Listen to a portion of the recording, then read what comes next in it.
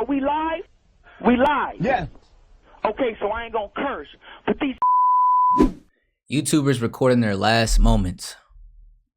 Gwynfor Beach is a white sand beach just north of Sennen Cove in West Cornwall, England. Because you have to go through some winding roads and sand dunes to get there, lots of people drive by that area without even realizing it's there. But for a YouTuber named Jacob Cockle, this was home. In 2011, Jacob started a channel called Whirlpool Hitman, where he would upload footage of his adventures swimming in whirlpools and doing other extreme stunts such as cliff jumping, extreme surfing, and cave exploration. As of today, the channel is close to 150,000 subscribers. According to his family, Jacob lived his life on the edge, and his stunts often earned him covering shots in big surfing magazines and even prizes from the Sunday Times and National Geographic. In some of his whirlpool videos, Jacob would often throw stuff at a vortex and record random objects getting sucked down by the powerful currents. But in most of his videos, he would actually swim in the whirlpools himself, which is extremely dangerous as the swirling currents could easily pull a person under in seconds. On May 28, 2013, the whirlpool that made Hale Estuary famous surfaced again, as it did a few times a year. And Jacob was determined to swim in it to capture some cool-looking footage for his channel. That day, he ran up to his friend and artist David Rain's house and asked him to film him as he swam around the whirlpool. David had collaborated with Jacob in the past, and seeing how excited his friend was, he agreed.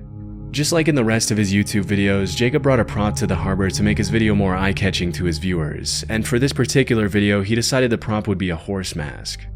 For several minutes, Jacob swirled around the vortex's edge, letting the current carry him in a circle without dragging him down. At one point in the video, he mentions to his friend that swimming in a whirlpool was a lot like Hey bro, this is a definition of some white people shit, and can't nobody argue that, bro. Surfing, because it was all about flowing Why with are the you currents. doing that? After filming for about 25 minutes, David mentions that they probably have enough footage and tries to get Jacob to come out of the water. I reckon you got enough there. Riding the current of it with your body. Are you? Yeah, it's really similar to surfing. Just flowing with it. It's gonna pull him under, bro.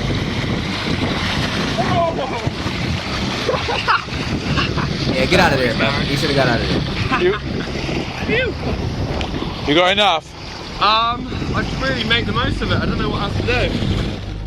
Instead of getting out, Jacob asked David to hand him his stick-mounted GoPro so he could capture one last bit of underwater footage before calling it a day. A few seconds after he dived down, David started to worry as Jacob hadn't come back up to the surface. When he yelled his friend's name and received no response, he ran to the other end of the quay where the water flowed into a pool. That's when he saw his friend face down in the water and knew it was too late. Jacob was gone. I was gonna say this at the beginning. RIP Jacob, bro. Shouldn't have did that though. But them dreads, are those like photoshopped on there? Cause them don't look like they real. I don't know. March of 2014, Jacob's last footage was uploaded to YouTube with the haunting caption at the end of the video reading, "Live as if you were to die tomorrow, learn as if you were to live forever." At age 28, Jacob lost his life doing what he loved most. His funeral was attended by dozens more people than the church could accommodate, and they all gathered to celebrate his life and remember him as the fearless adventurer he was. A year after his passing, the harbor was renovated, and the whirlpool that had captivated Jacob and ultimately taken his life That's a colorful... What the hell kind of funeral is this? Like, why they dressed like that? Everybody dressed like they going to a damn circus, or this is Broadway. Like, what? That's here nor there, bro. The harbor was renovated, and the whirlpool that had captivated Jacob and ultimately taken his life disappeared forever. James Stob was a YouTuber known for his unique train hopping videos, where he traveled across the country by riding on the back of freight trains, delighting his fans with his original piano playing, deadpan humor, and hilarious commentary on everything he saw. Due to the risk of falling off the train or getting caught between moving cars, train hopping is extremely dangerous. But that hasn't stopped people from doing it since before the Great Depression. And it definitely didn't stop James, or Stob the Hobo as he often referred to himself on his YouTube channel of almost 60,000 subscribers and just a little over 60 videos. In some of his videos, you'll find comments from people claiming that they had met Stob at bars and assumed he was lying when he told them he train hopped across the country filming his adventures. But every time, Stob surprised them with some pretty awesome footage of his cross-country train hopping trips. From Palm Beach to Jacksonville, Stob loved sharing his raw experience of life on the rails with his audience, who always supported him in his unending search for some pizza and a cold beer. Sadly, the adventure came to a tragic end for Stob on November 8, 2017, when a deadly train accident in Baltimore took his life. Unfortunately, due to the lack of media coverage of his passing, it's hard to know what exactly happened to James Stob. But the most familiar sources claim that he either fell off an overpass or his backpack got caught on a passing Amtrak train as he was standing on a bridge. Because his death left so many questions unanswered, a lot of his fans submitted requests for the Baltimore Police Department to release more information on the case, but they were asked to remain respectful of Stob's family and give them space. As of 2024, most of Stob's fans still don't know exactly what happened to him, but if one thing's for sure, Stob the hobo passed away doing what he loved most, and his legacy will live on forever. Did he get run over? Like, they don't know nothing. High on Life was a pretty popular YouTube channel with over 600,000 subscribers at its peak. Starting in 2011, the High on Life crew uploaded more than 400 videos showing their audience what it was like to make a living as full-time travelers. From exploring beautiful tropical paradises, to cliff jumping, to diving sunken ships, High on Life always uploaded really cool. That's one thing I could never do, is dive in some water where there's some caves. No, I'm gonna get in a swimming pool.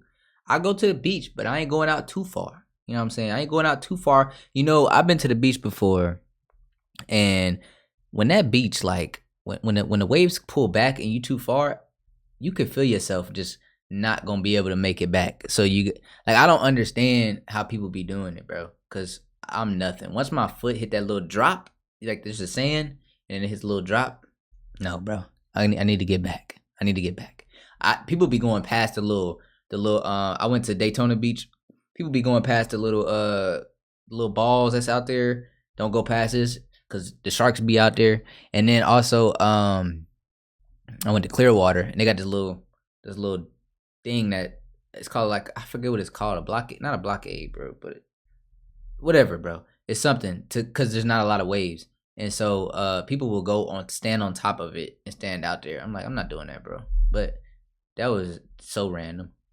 Videos of the crew's adventures across the globe. Living life by their motto, if you can, you should, embracing life to the fullest was at the heart of everything they did.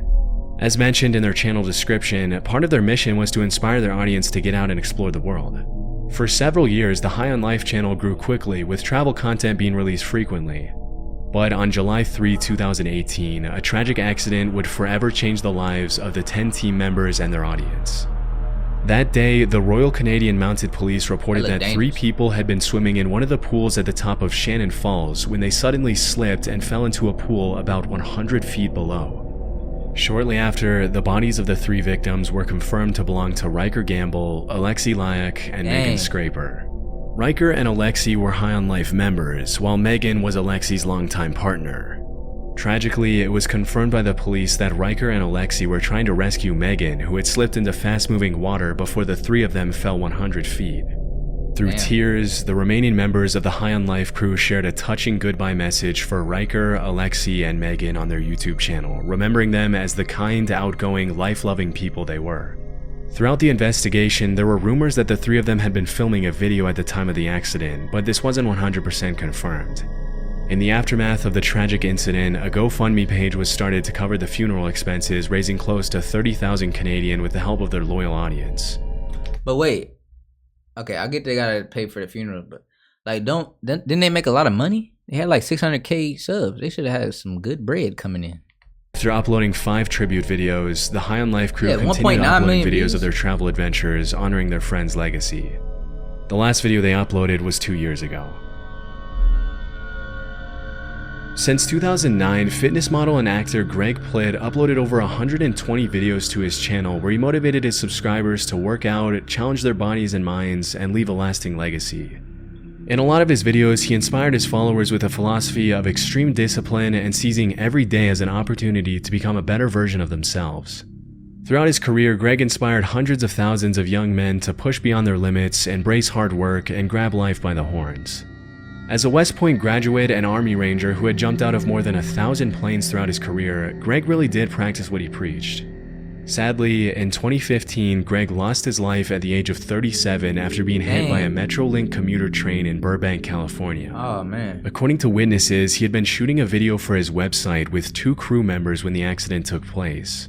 Based on the police report, it appears that Greg was either trying to outrun a train and get an amazing shot for his website, or he mistakenly believed that an oncoming train was on a parallel track to his instead. Bro, he got ran over by a train trying to outrun it. Okay, I could see if you were doing some push-ups. I don't know why you gotta do it right there. I guess it's just for theatrics. But like doing push-ups on the tracks. But like, why are you trying to outrun a train? That's insane. The track he was on. Either way, several sources confirmed that at some point while he was running on the tracks, he tripped, fell, and couldn't get up in time to avoid the oncoming train. Based on one witness's testimony, Greg had been holding a camcorder in his hand when he was struck by the train, but this was never officially confirmed.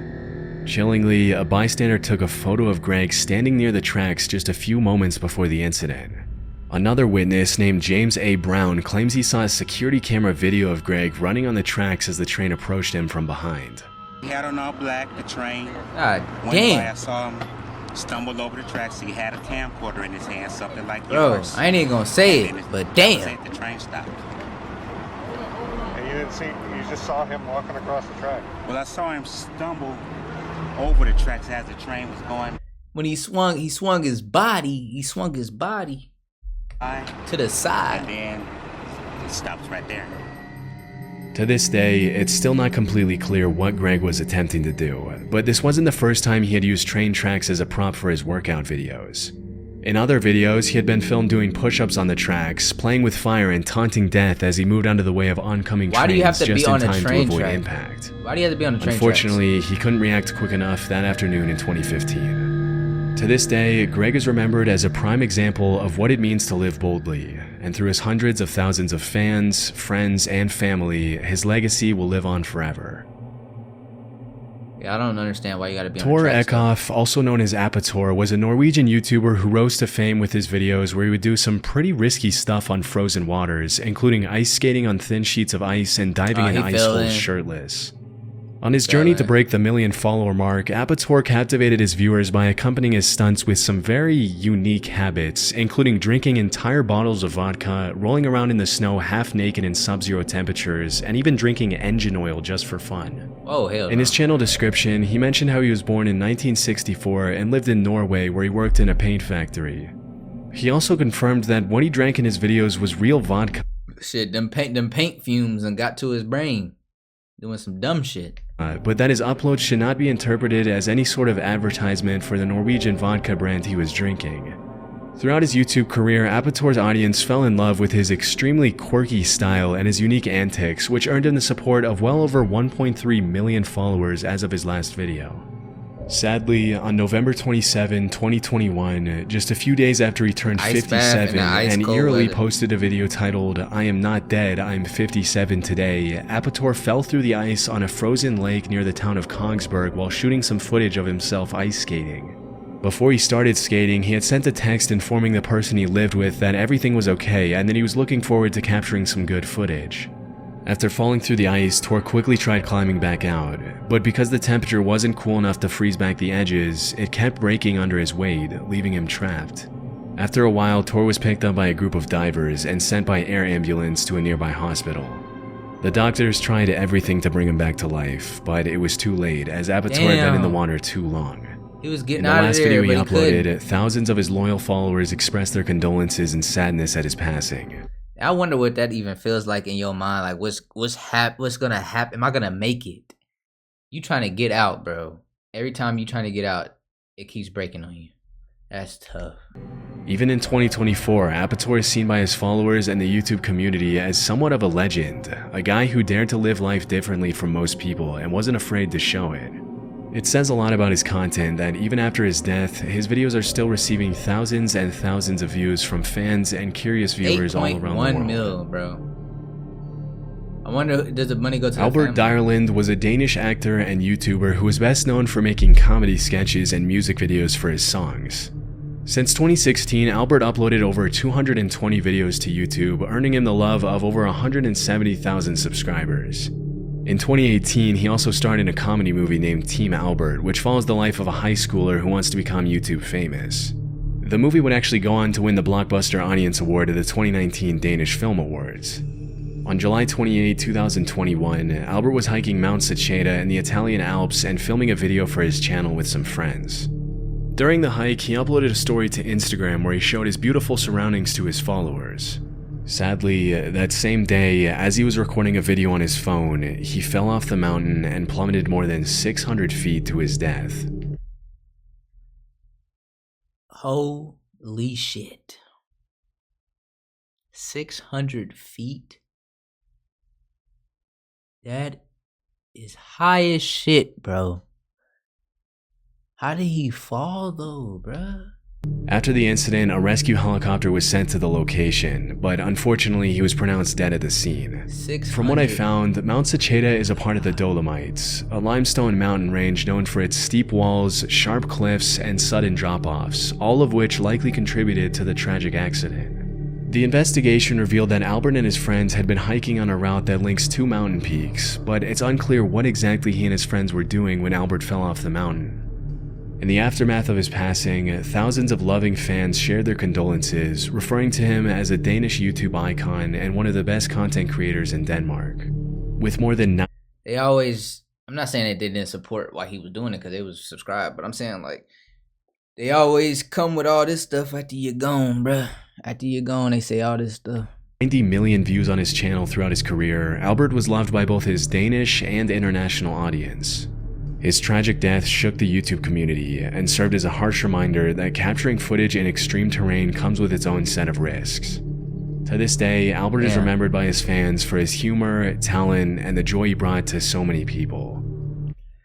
R.I.P. to all those people, man, all the YouTubers.